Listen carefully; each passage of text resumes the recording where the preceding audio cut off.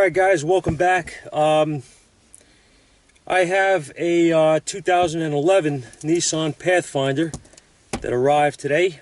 I'm by myself. I'm going to have to make this quick, guys. I did not film the whole diagnosis. I'm going to just run through it with you guys. So I'm trying to get some work done here and struggling with a couple of jobs that I got down here today. They're nothing seems to want to come apart. Just one of those days. But it's all good. We got a Pathfinder though that we diagnosed a little while ago. Just wanted to get it on film because it just shows the importance of just shows to be careful with things and look things over before you make a decision on anything. Okay, and make a snap call. We're gonna actually use the launch for the first time here, so I'm getting used to this tool. Okay, I'm not familiar with it at all. I've never used it before. But what I'm going to do is turn you guys around here. I'm not using the external mic because, well, you guys, if you watch my videos already know I'm fed up with it and having nothing but issues. So bear with the sound quality best we can here. I'm going to try to get this on here, show you what we got. Back out. Turn the wipers on too. Check them, they work.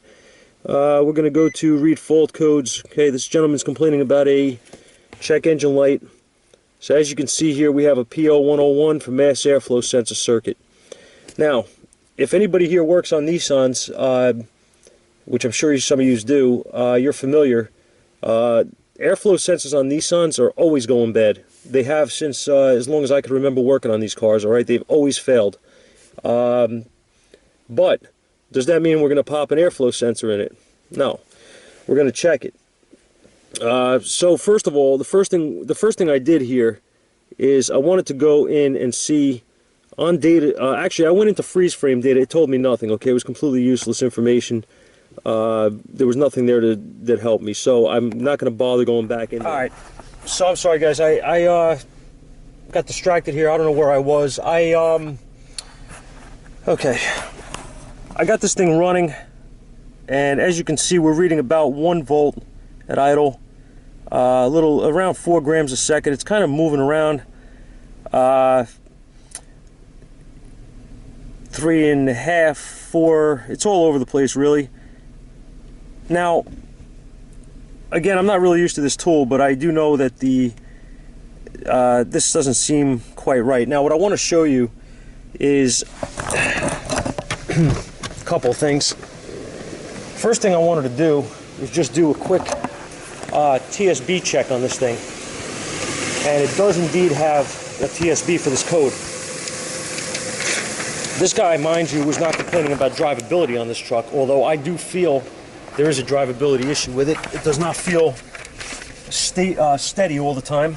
Okay. Sometimes what I've learned over the years is that there's two sides to everything. One, when a customer's driving a vehicle, they know it better than you do. Okay? But what also happens sometimes is that when they're driving a vehicle and things start to not work just right, if it's very mild, they may not pick up on it. All right? They just kind of dismiss it as, you know, maybe I got bad gas, or just, you know, nonsensical things. They don't pay any attention to certain things, but you got to be aware of that. So he said the truck runs fine, but the check engine light's on. It does not run perfect. It has a little, I don't know if you want to say like a stumble, or I don't know how you want to really explain it. A little bit of a surge at times. In any case, we have a TSB here. Now, I printed this part of it out. I couldn't just get the one piece, but what would apply here is these numbers here, the the ZL76A, ZL77A, and so on. That's for 2011, so the 12 you could disregard. So first thing I wanted to do was go in. They say to check and make sure that the key on engine idle is correct on the voltage. Now, obviously, this is just one step you want to take. Okay. What I'm going to do, what I did, is I went into module information, and they want you to check the part number here and see if the ZL76B matches any of our computer numbers here. okay, which it does not. That means that this bulletin does not apply to this vehicle. If it applied, this truck would require a reprogramming issue, providing there's no other problems going on, like a bad mass air or what have you. I just want to stress that I know I don't say this in a lot of videos, guys, because I disregard it a lot of times, but when you check a car like this, you have anything you do, you should always check for TSBs. It's important. It is an important step that I fail to mention a lot of times, but that doesn't apply here. So let's move on. What I did next was I just wanted to do a quick visual inspection and see if I saw anything. So I popped the air box off, pulled the filter, and as you can see here, this thing needs a filter, obviously. If you look inside the air box, you can see all the crud inside here. All right, not good. And the next thing I wanted to inspect was for any damage here to the boots. Okay, anything after the airflow. What I noticed actually, if you look, before I even took this apart, is I could see this little spread here, okay? So as this was on, I could see this was not quite right. That crack, okay, that's what I saw. So I pulled this off. Hard to do with one hand. These things are tight. Let me put you guys down. Okay.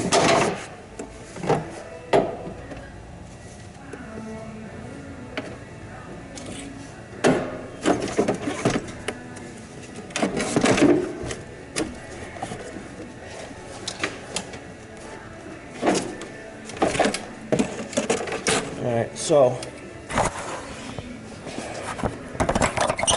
put this down here now. So as you can see, we have a good problem here.